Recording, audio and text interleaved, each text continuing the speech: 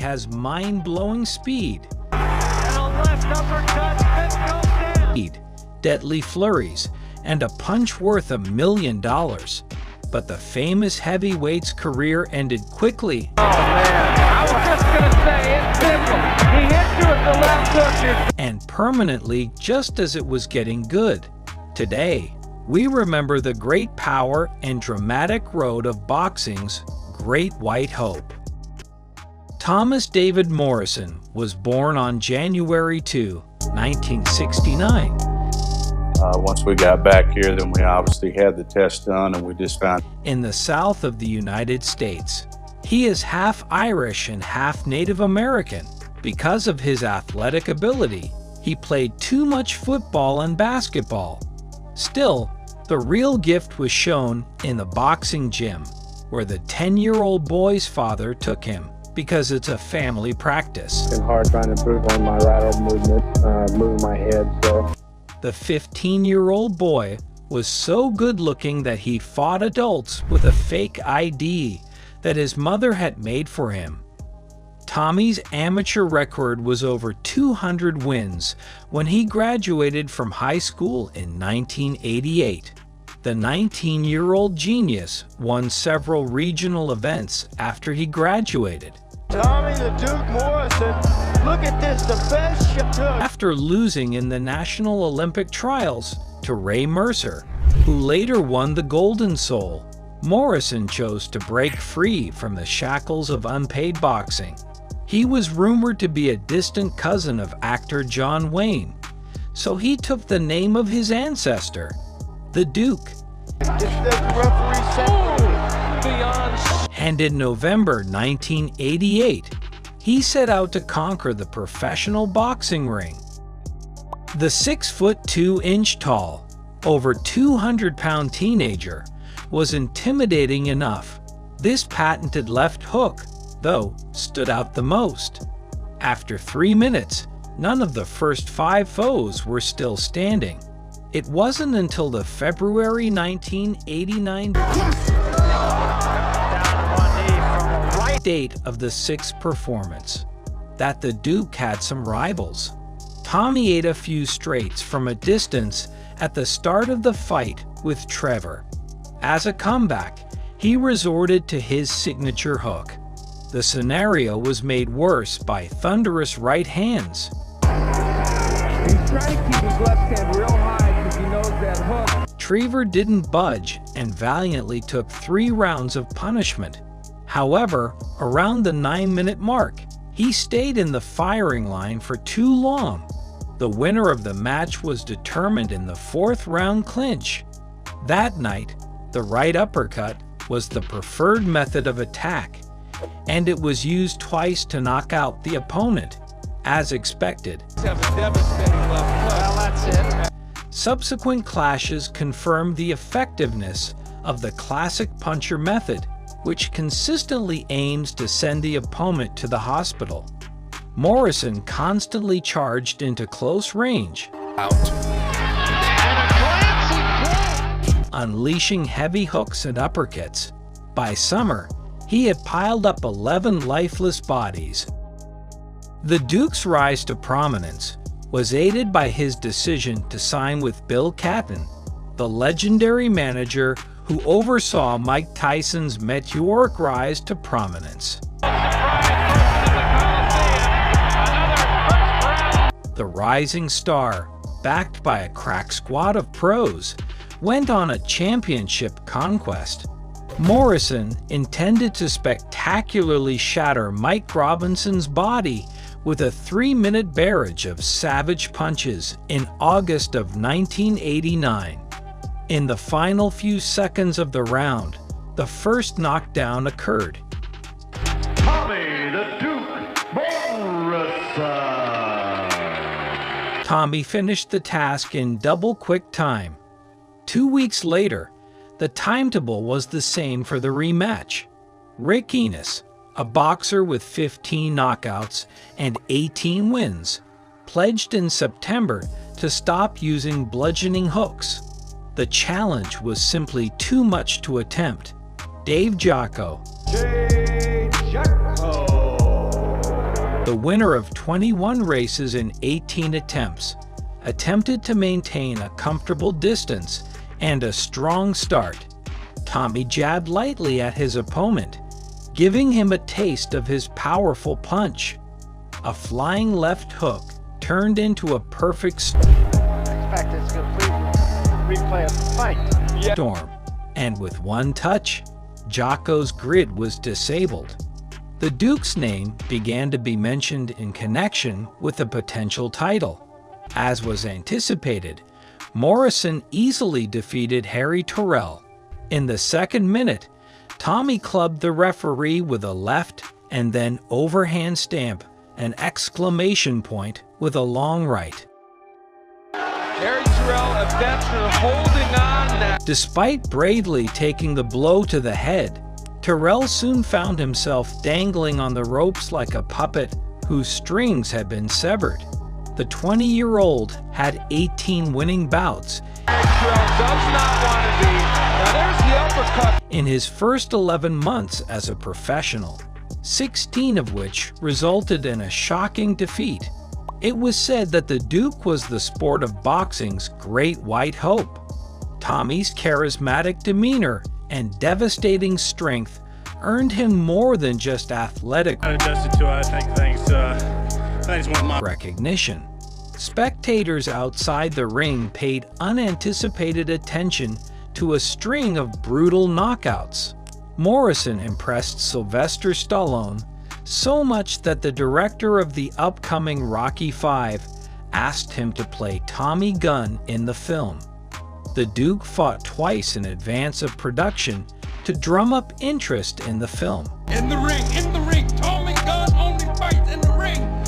In one of the competitions, he wore recognizable shorts from the series, while Stallone watched from the sidelines. A profusion of left hooks and shattered right hands, Tommy's characteristic style was easy to recreate on the big screen.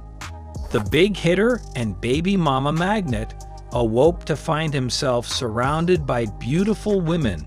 In June of 1990, Tommy finally came back to the set after being away for half a year due to his arrest. To get out of the way here, and he's a sitting duck. However, Morrison was sidelined for 4 months due to a hand injury sustained in a training match. Despite recovering from his first ailment, he had another portfolio disintegration in his second comeback. The popularity of Tommy Gunn increased further in 1991. 6 months of non-stop battling paid off, as he won 4 times via violent stoppage. The victims included top-tier big hitters, Pinkley Thomas, a former WBC champion, And he's got more going for him now. He's got Thomas. was shot at full capacity, but managed to escape injury. A cut, though, kept him from returning for round 2. The first opponent to last the full 5 rounds, with Tyson James Tillis II, collapsed under Morrison's left hand and fell with each blow. Tillis was on the ropes when he was knocked down twice and ultimately defeated. Young man that has a tremendous left hook. It's gotten better and better as he's moved ahead in the pro, and there you see it again. Thus, in just over 2.5 years, the Duke was able to clear the path of 28 adversaries, only 4 of whom required a CT scan of the brain. Once the dust settled, Tommy was a more popular fighter than many former world champions. Morrison, then only 22 years old, faced off against the perfect WBO champion Ray Mercer in October 1991. It's been 3 years since their friendly match. Another one from Mercer to put the punches. That's the same. During this time, Mercer competed in the Olympics and won a gold medal. After making the transition to professional boxing, he quickly won the World Boxing Organization Championship by knocking out 12 of his first 17 opponents. Tommy was so close to winning at the start of the third lap. However, they fizzled out towards the end and began chowing down on shots. The Duke Morrison, look at this, the best shot took. Here is another. One of the bloodiest moments in boxing history occurred in the fifth round. Tommy Morrison's arms become caught in the rope as he lies against them, preventing him from falling. After taking a brief break, Morrison returned to competitive boxing in February 1992. He had a 4-fight winning streak, all by knockout. That put him back in contention for the championship. Tommy the Duke Morrison. But as soon as Tommy Gunn announced his lofty goals, karma hit back. Joe Hip caused him a lot of difficulty that June. The Native American was as strong as they come, and his granite chin helped him recover from a huge right hand. Side here by the two fighters. Even though the battle fractured his jaw and hand, Morrison kept going and won in the ninth. The quest for the throne had to be put on hold because of injuries. The Duke got back on track and added 3 more knockouts to his record, bringing his career total to 8 in a row. Tommy earned his opportunity at the WBO title by June 1993. George Foreman, the former undisputed champion, agreed to fight for the vacant title. In the 1970s, Mick George's legendary feuds with Joe Frazier hardly required any introduction. The legendary Muhammad Ali was the only one who could defeat him. 20 years after his death, the Foreman was still remembered as one of the greatest punchers of all time. Morrison's strongest tactical performance came when many were expecting uncontrolled fireworks. Tommy Gunn won by unanimous decision thanks to his superior striking. This young man has KO'd an opponent in the first round. His record. Morrison has now joined the ranks of the world's greatest heavyweight champions. In August of 1993, the first defense was planned to begin. Mike Williams, a co-star of Rocky V, was meant to play the antagonist. Williams reportedly refused to take a PED test and did not leave the locker room, causing the competition to be canceled at the last minute. Local pie enthusiast and journeyman Tim Tomasek salvaged the night.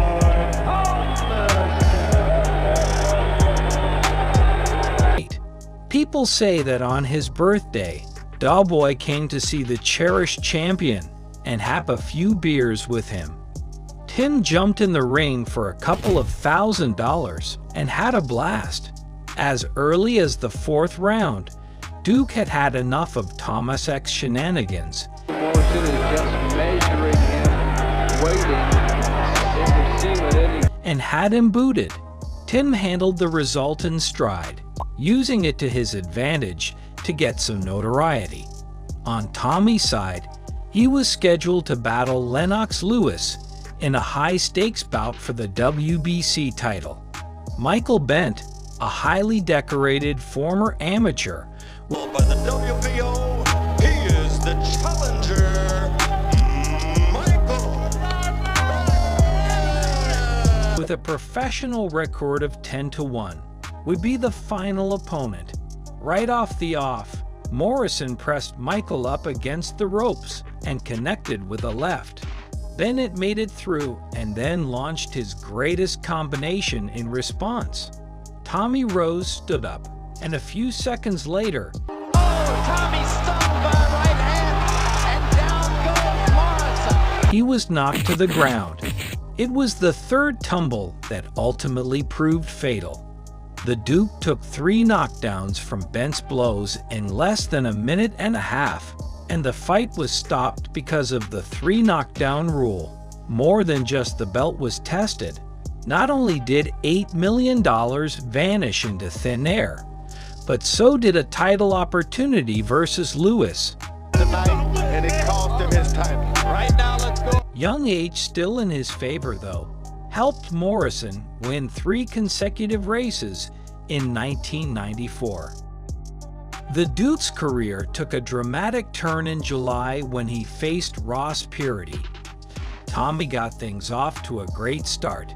Morrison made it to the 6th round before he had to take a knee due to running out of steam. And remember, Ross Purity has never been past 6 rounds in his life. He passed out in the 10th and narrowly avoided elimination.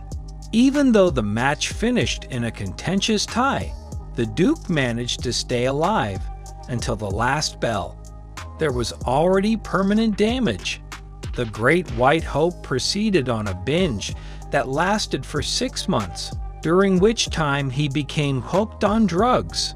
7 months after his recovery, he kept piling up knockouts over suspect opponents.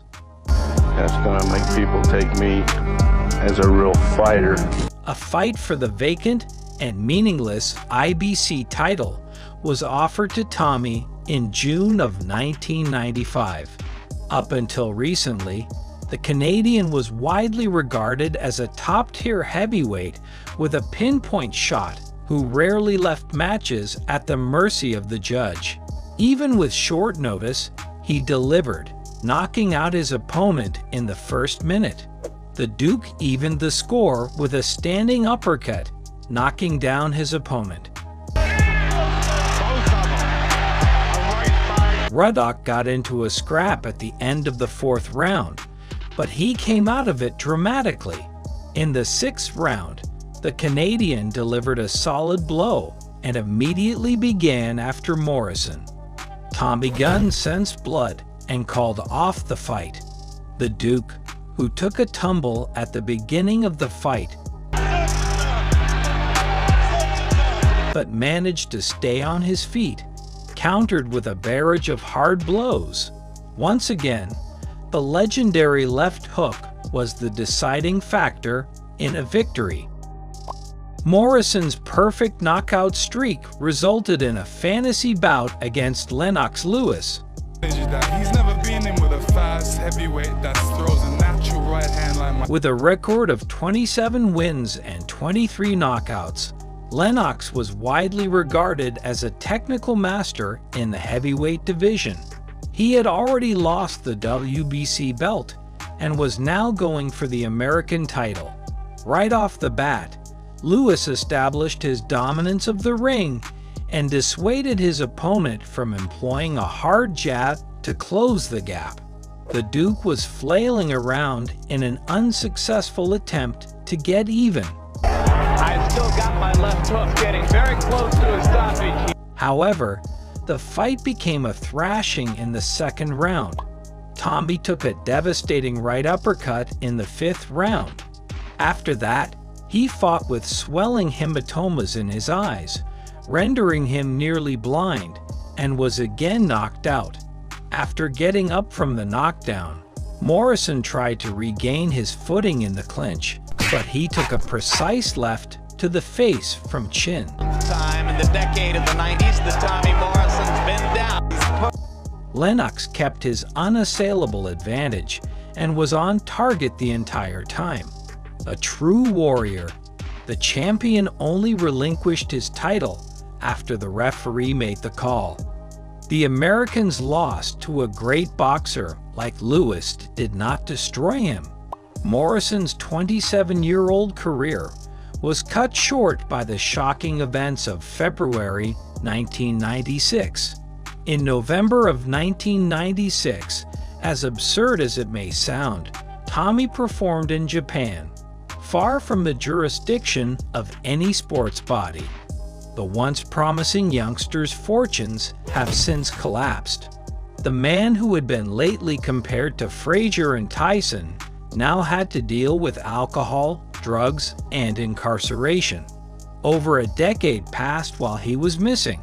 The former champion, who has long since faded from public view, has finally had enough of his self-destructive ways just now, at the turn of the century.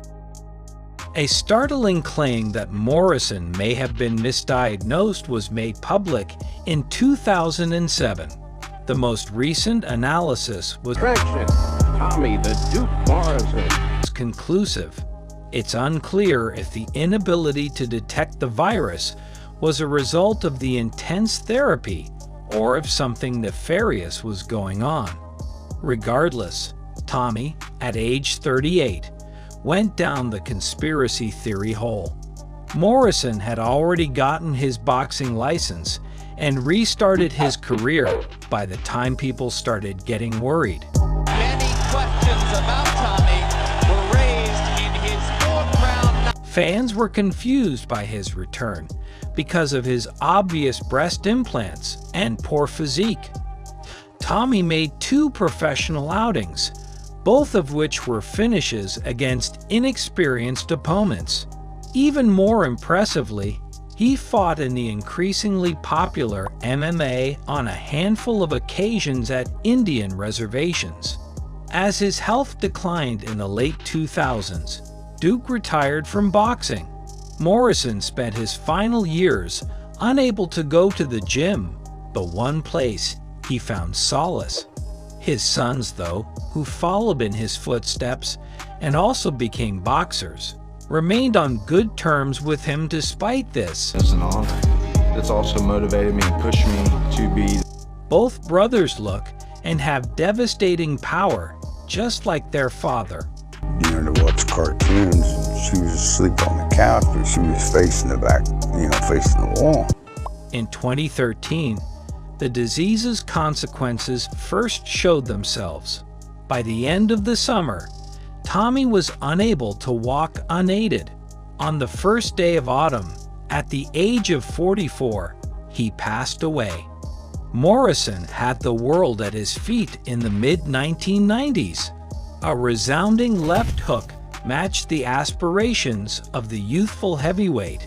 His record of 48 wins and 3 losses to worthy opponents is legendary, and 42 of those wins came through knockout. A 2-time world champion blew through life like a rock star because he couldn't handle the spotlight. Even though Tommy Gunn's model citizen image was destroyed, he still made history in the ring. Thanks for watching. If you want more videos like this one, make sure to like the video and subscribe to our channel to never miss out on any of our videos.